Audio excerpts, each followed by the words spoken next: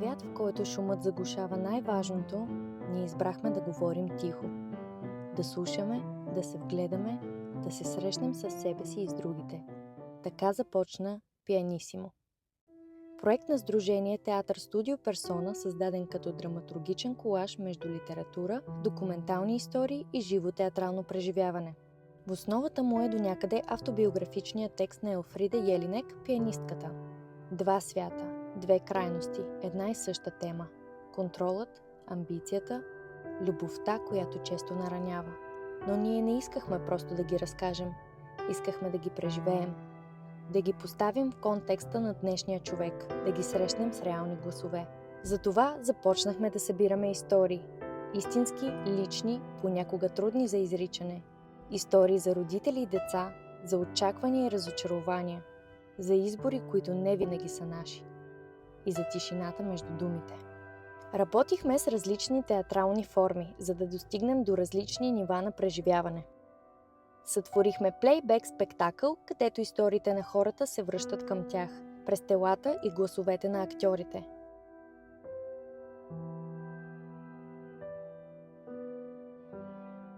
В сянката на грижата видяхме как любовта може да се превърне в натиск. Как грижата може да хвърля сянка. Как амбициите на родителя понякога заглушават мечтите на детето. Там сцената се превърна в огледало, а зрителят в разказвач. Създадохме форум спектакъла "Когато не кажа не", пространство за избор. Публиката моделираше историята, която влизаше в действието, спираше сцените и предлагаше решения. Това не беше просто театър, това беше упражнение по смелост. Да кажеш не, да поставиш граница, да защитиш себе си. Изследвахме и сетивния театър, където думите отстъпват, а усещанията водят. В Рапсодия за живота преминахме през различните етапи на човешкото развитие. От детството, през избора, до въпроса: чий е този живот? Наш ли е? Или е резултат от чужди очаквания и случайни обстоятелства?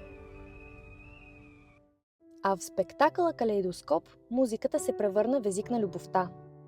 Това е пътуване на родител и дете, което някога е искало да тръгне по свой път. Любовта, която подкрепя, и любовта, която притиска. Какво се случва, когато мечтите на детето се сблъскат с страховете на родителя? Какво се случва, когато "трябва" заглушава "искам"? Пианисимо е огледало, в което всеки може да открие част от себе си. Първата премиера на спектакъла беше в Регионалния център за съвременни изкуства Топлоцентрала на 19 март в зала 2. Пианисимо е създаден по програма "Създаване на български продукции и промотирането им на европейските и международни пазари за изкуства". Втората премиера на Пианисимо беше на 26 март в Берлин, след като бяхме селектирани и включени в официалната програма на Български културен институт Берлин. Премиерата беше изключително емоционална. Да пожелаем дълъг живот и много турнета на спектакъла Пианисимо в България и в Европа!